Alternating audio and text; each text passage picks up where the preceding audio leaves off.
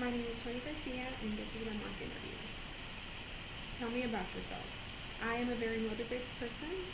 If I see a task at hand or a problem, I'm always trying to find a great solution or try to resolve the problem. I have great people skills. Most of my jobs have been with customer service, so I have actually gained a lot of experience with different customers and patients and things like that. I am a fast learner. If I see it and I do it a couple of times, it's pretty much programmed. If I just keep repeating it, it just becomes habit. So, really fast learner, very dependable, and a very hard worker. Question: tell me about your past work experience. My past 3 jobs, I have been lead of my positions. I started out before I went to medical school as a customer service representative for Cricket. Shortly after, I became the lead closer there, so I would close the store. I would do inventory. I would close the drawers out, make sure our safe was secure, make sure everything was good.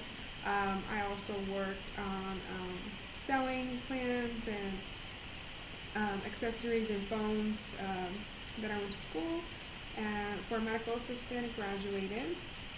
My second job as a medical assistant, I worked there for 4 years. After the first year, I became lead medical assistant, which made me in charge of the unit mostly when the provider was not there. So I would order supplies, make sure that our rooms were fully stocked. We had the supplies and the instruments necessary for the procedures we were going to do. Call patients, schedule patients, answer questions, or answer the phones and help patients out. I also would chart prep for her, so the day before or the week before, I make sure everything that we needed was there for the provider. Currently at my job where I'm at, I'm leading May as well. I was previously MAC Senior, which is kind of second hand to the administrative supervisor, so I was kind of in charge of the front staff that at our clinic, and we had about 5 units. So I would make sure that we had enough staff in the morning. We had our lunches covered, so I would do the rotation.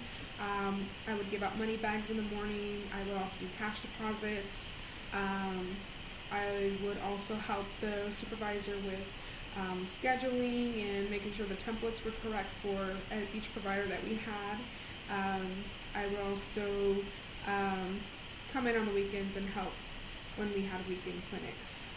Shortly after, I became medical assistant to my unit where I'm at right now, which I kind of am in charge of the unit as well. So anything that we need for our unit, I kind of order and make sure we have enough supplies. Sorry. Make sure that we are fully staffed. Make sure that we have enough supplies and instruments that we need for our daily schedule. I always go over the schedule as well to make sure that patients are coming in for the right reason. I also do chart prep, so make sure we know what the patient's coming in for, so we know what to get, or if we need to get records or anything like that. I'm also kind of the go-to person if they need any help or any questions, the providers, with anything that they need for seeing the patient. Question: describe a time when you worked well on a team. When starting my current job as lead medical assistant, we were very short staffed, so it was just a medical assistant and me, so 2 medical assistants. And we were supposed to have 4 medical assistants, so we were really short staffed. So we would get a lot of help from other units, which made it kind of difficult because I really didn't know what was women's health. So didn't know what to do with procedures, what instruments to use, what to ask, what to do. So it became a little bit difficult when we had providers asking for different things, and them not really knowing what to do, just really the basic intake. So we'd be scrambling around and kind of made our patients wait a little longer just so we can get everything right for them. So what we did, my coworker and I, is came up with a cheat sheet, and we basically said, if this patient's coming in for this is what you need to do, this is what you need to ask. If it's this kind of procedure, this is the instruments you need, this is what you need to do, and this is what you need to ask. And provider preference, like certain providers required a chaperone, certain providers didn't require a chaperone. So kind of just like a little cheat sheet. So when they did come and help, they already kind of knew what to do. Result was my providers were really happy because even if they were helping, you really didn't know, they kind of already had the basic things that they needed. So really, if it was just like a little thing, then we can go and get it. But the bigger things, like the incorrect instruments or the correct questions to ask or things like that, they're already done. So it made it a little bit easier for the patient when we came in, didn't have to wait as long, and a lot easier for the provider, so they didn't really have to be yelling out different things of what they needed. Question. Tell me about a time when you had too many things to do and had to prioritize your task. Like I said, in my unit right now, where I'm lead and medical assistant, we're supposed to have 4 MAs and a nurse, and currently we're down an MA and a nurse. So this means as lead MA, I have to do a little bit more nurse type things and kind of delegate a little more tasks from the missing medical assistant as well. Medical assistant, sorry. So this means I look at the nurse schedule and see what I can do, and see if I can't do it, I would have to find a nurse to do it and let them know ahead of time. So what I started doing is looking the schedule ahead of time. So looking at the schedule a week ahead or at least a couple of days ahead, and seeing if they needed hospital records, have those ready for the doctor. If they needed to revert to something, like if they're coming in for a blood pressure check, that I know why they're coming in for a blood pressure check or a wound check. I also started seeing where to put the nurse visits, where I could fit them into the schedule when I had my providers there with me, and did a little more set a little more time for tasks that I needed to do. When I started doing this, as a result, I saw that our patients weren't waiting as long, our nurse visits, because the nurse visits we have to do the provider work first and then the nurse visits. So I was seeing that the nurse visits weren't really waiting as long as prayer, so they were happy with that. Question. Tell me about a time you had to go above and beyond the call of duty. How did you handle the situation? So about a year ago, our clinic volunteered to help with Hurricane Harvey victims.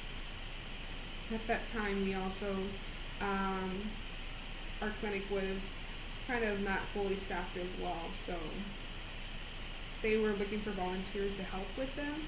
What you had to do is do a 12-hour shift on Saturday and Sunday, and you would go to another secluded area, not the clinic, and you would do intakes and kind of triage the patient and see what needs they needed, and if they medications, where they can go help get medications from, things like that. So I volunteered to do this, and so I went and worked for 2 days and helped our patients, the people, with their medical needs, and try to get them the supplies they needed due to them losing everything in the hurricane. As a result, the people were very appreciative of our service, and also made me appreciate what we have. It was a very gratifying feeling of helping them. Question. Tell me about a time you worked effectively under pressure. Also at my clinic here, we have resident clinics, and so we have different year residents come and have their continuity clinic, so they would come and see their own patients. and it's usually around 6 to 8 patients per session. Um, so those days I had to make sure we had enough staff and rooms for patients. It would get a little crazy at times since we started off short-staffed. And so it was kind of crazy just trying to organize everything and making sure that our residents had what they needed. So due to the craziness, I actually just started organizing the days they would come, the residents would come. So I would look at their schedule and see who had how many patients, if some of them needed the procedure room and some of them don't, and I would also make sure that we had everything they needed as well, the residents. So when they came in, they literally had everything, and all they needed to do was just see the patients. So I did that, and I also try to put the same staff member with the same resident, so they would work great together. Or if this resident had a preference, that medical assistant would know because they have been working with them for a while already. As a result, workflow got better. Of course, patient time went down, and our residents were happy because they had the same medical assistant, and it was just a very continuity thing. So they come, they know what medical system they're working with, and I wasn't going so crazy trying to help out everybody because everybody kind of knew what their duties were. Question: tell me about a time, give me an example of a time you showed initiative. We are a community clinic, so when we serve a lot of residents, like I said, and interns. This year, our clinic decided to start doing an internship for high school students that are doing a medical program, and they would do their internship here with us. It's a pilot program, and our supervisor kind of needed some volunteers to show initiative and help these interns get their hours and show them kind of what a medical assistant is. So I volunteered, and so my duties were to show this intern. They would come Monday through Friday from 8 to 12. They would come and do their hours here and do medical assistant work. So I would show them what to do, how to intake, what procedures to do, how to use our system, answer any questions they had, show them a little bit of the medical assisting world. I enjoyed it. I liked, teaching and showing new people new things and seeing how they do with the information I give them.